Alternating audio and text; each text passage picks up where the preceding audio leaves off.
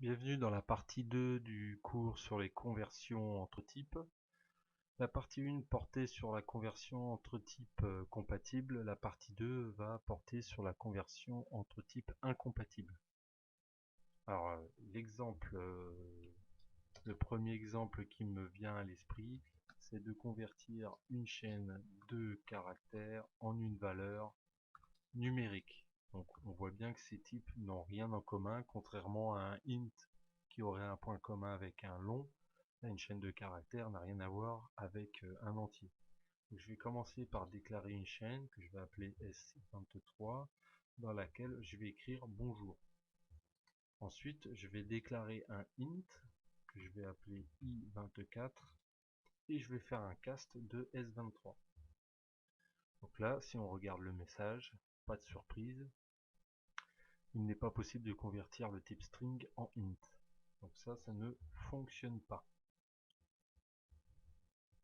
Ensuite, si on prend un autre exemple, je reprends une chaîne que je vais initialiser avec la valeur 40. Mais attention, hein, là il s'agit bien d'une chaîne de caractères. On utilise des guillemets. Et puis que ensuite je prends un entier que je déclare et je vais faire un cast de S25. Là, une fois de plus, ça ne fonctionne pas. Donc ça reste impossible, même si la chaîne correspond à un nombre. Donc on ne peut pas convertir une chaîne en un nombre, puisque ce sont des types incompatibles. On va faire un autre test, on va prendre un entier, on va initialiser à i26, on va lui affecter la valeur 40. Je vais prendre maintenant une variable de type chaîne, et je vais lui affecter i26 qui contient 40. Et bien là encore une fois de plus, la conversion implicite est impossible, puisque les deux données ne sont pas du même type. Ce sont des types incompatibles. On peut faire un autre essai en prenant une autre variable de type string et je vais faire un cast. Cette fois-ci, c'est une conversion explicite de i26. Mais là encore, même constat, conversion explicite impossible également. Les deux types sont incompatibles.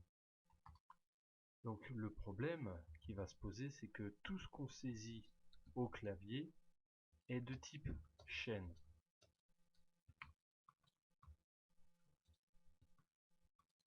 De type string. Alors ce qui veut dire que si l'on récupère un nombre saisi au clavier, donc ce sera une chaîne. Donc ça peut poser un problème si on veut traiter la valeur comme un nombre. Donc on va repartir du cas précédent. Je vais prendre une chaîne de caractères dans laquelle je vais affecter la valeur 50. Donc on a bien une chaîne dans un type chaîne. On prend maintenant un entier que je vais déclarer comme tel. Et là, je vais utiliser un point particulier. Je vais utiliser donc int.parse. Et là, je vais utiliser S29. Maintenant, i30 va contenir l'entier 50. En fait, c'est parce que la méthode parse qu'on a utilisée,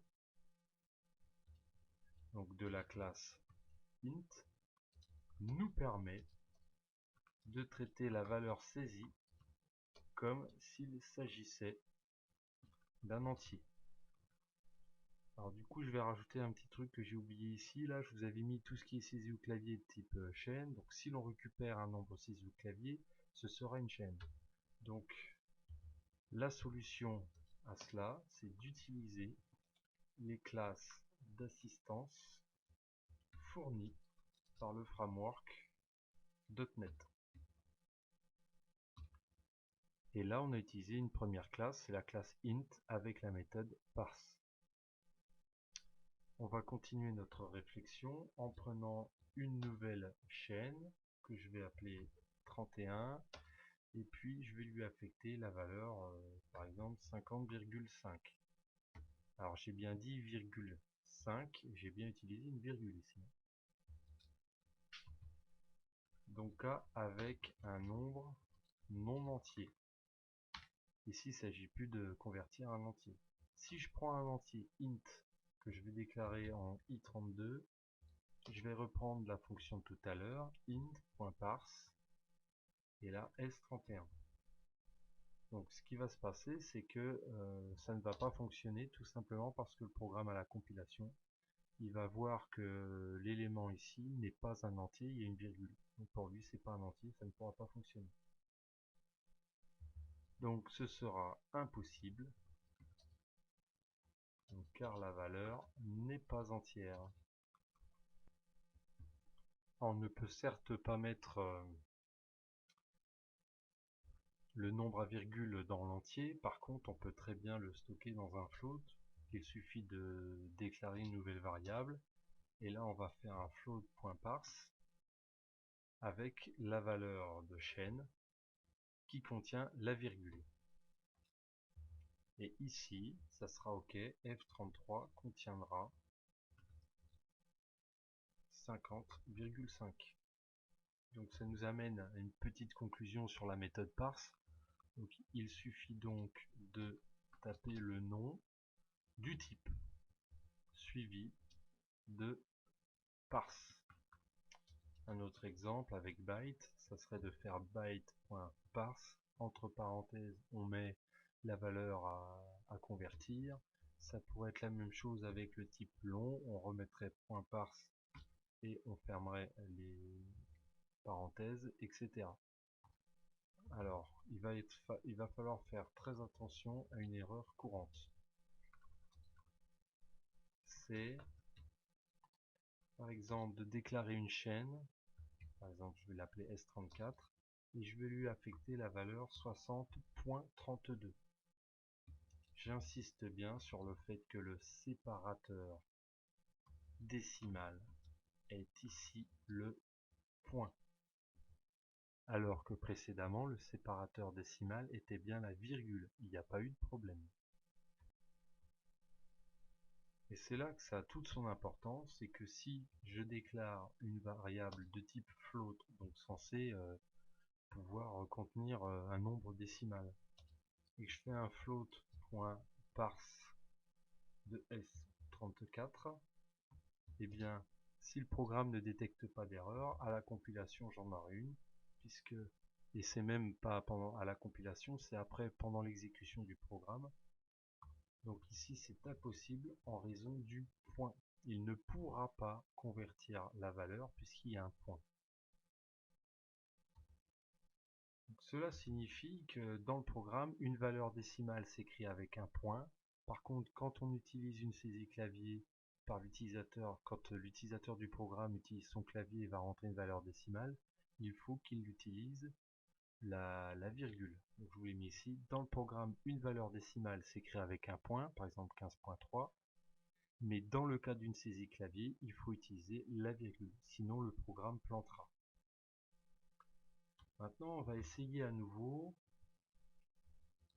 de passer d'un entier vers une chaîne de caractères. On l'avait fait en début du tuto. Alors pour cela, nous allons en profiter pour montrer de multiples solutions pour arriver au même résultat. Vous pouvez voir, il n'y a pas qu'une façon de faire. Je vous indiquerai celle que je préfère. Alors il faut savoir que ces solutions, on peut très bien les utiliser pour d'autres types de données.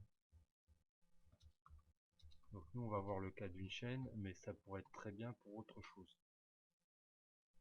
Alors si je prends un entier que je vais appeler i35, je vais lui affecter la valeur 40.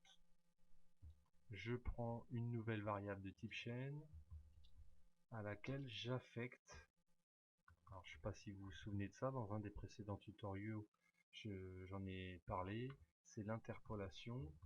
Donc ici, je mets les accolades en préfixant la chaîne par le $. Là j'ai l'interpolation.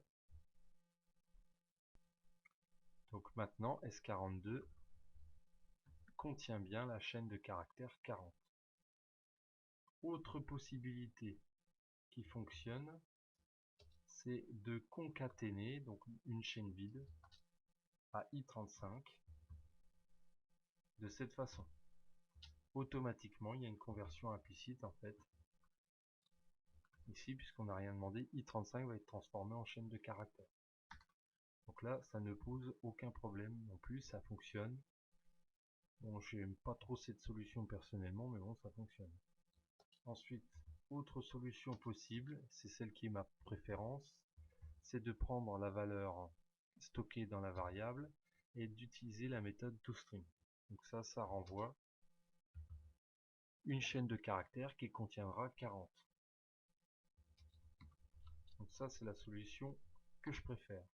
Encore une autre solution, vous choisirez celle que vous préférez, c'est d'utiliser la classe convert avec la méthode toString et à l'intérieur on va reprendre la variable. Donc elle va être convertie, en tout cas la valeur va être convertie en chaîne puis être affectée à la variable S45.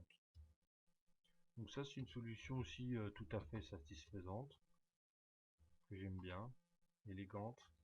Ensuite, autre solution, donc si je prends par exemple une variable qui s'appellera S46, c'est de prendre la classe string avec la méthode format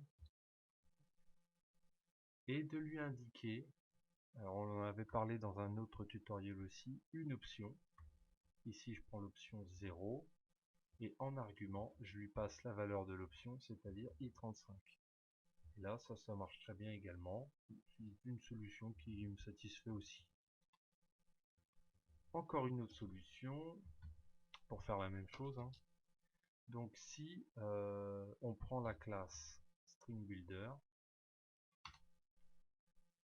à laquelle on ajoute un élément, en fait il nous construit une chaîne, hein. Donc à cet élément de chaîne on lui rajoute l'élément i35, donc et cet élément i35 on va le convertir en chaîne. Bon alors ça marche, je vous en parle parce que peut-être vous en aurez besoin dans l'avenir, mais bon ça fait un peu utiliser un bazooka pour tuer une mouche. Donc c'est un peu beaucoup pour faire juste une conversion en une chaîne.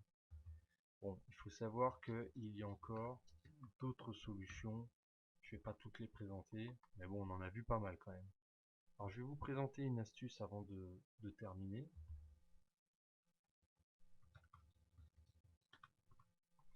Alors c'est lorsque vous ne savez plus quel est le type de la donnée. Donc il y a des méthodes pour faire ça. Par exemple, je déclare un long, je vais appeler L48, et puis je vais lui mettre une valeur au hasard. Ensuite, je vais prendre l'élément console.writeLine pour faire une sortie console, L48, et on va prendre la méthode getType sur la variable. Et en fait, si on exécute ça, bon là je vais pas le faire puisque j'ai des lignes qui étaient fausses, hein, donc mon programme va pas compiler. Mais si j'exécutais ça et qu'il n'y avait pas d'erreur dans le programme, là on aurait donc la sortie suivante, il nous donnera un système.int 64 en réalité. Alors peut-être que vous attendiez au type long, mais il faut savoir que un type long c'est un entier codé sur 64 bits. C'est pour ça que vous avez ça. Donc un entier long est codé sur 64 bits. C'est pour ça qu'il nous affiche système.int 64. Autre astuce, c'est si vous avez oublié les valeurs limites d'un type de données. Donc en cas d'oubli des valeurs limites d'un type de données. On va prendre un exemple, bon c'est très simple, hein. On va prendre encore un console, on va faire comme si on faisait une sortie clavier. Voilà, on prend un type, par exemple ici je vais prendre le type byte, j'aurais pu prendre le type long, le type décimal, peu importe. Et ici vous avez deux propriétés, min value et max value. Donc si vous faites un min value, ici vous aurez 0, puisque la plus petite valeur d'un byte c'est 0. Par contre si vous faites un max value, Là, vous aurez 255 puisque c'est la valeur maximale. Bien, en conclusion, avec cette partie 2 et la partie précédente, la partie 1, nous avons vu différentes choses. Donc nous avons vu comment convertir des données d'un type donc vers un autre type. Il y a 3 types. Nous avons vu 3 types de conversion. Nous avons vu la conversion implicite. Nous avons vu la conversion explicite en utilisant un cast. Ensuite, nous avons vu une conversion explicite, donc avec les classes d'assistance du framework. Donc trois modes de conversion. Et puis aussi, nous avons vu le problème de la perte de données. Donc lorsque l'on convertit un type vers un type moins précis que le sien. Pour rappel, hein, par exemple d'un int vers un short, on peut perdre en précision. D'un double vers un float, on va perdre des chiffres après la virgule. Des exemples comme ça, il y en a plein. Et puis aussi, nous avons vu comment traiter une chaîne récupérée au clavier, par exemple, comme une valeur numérique. Et enfin, nous avons vu comment récupérer les valeurs limites d'un type. Donc, tutoriel qui était assez long, qui est assez fourni, qui contient beaucoup d'informations qui peuvent un petit peu conduire à se mélanger les pinceaux. Il ne faut pas hésiter à regarder et à réécouter encore ce tutoriel 2 fois, 3 fois s'il le faut. Je vous dis à bientôt.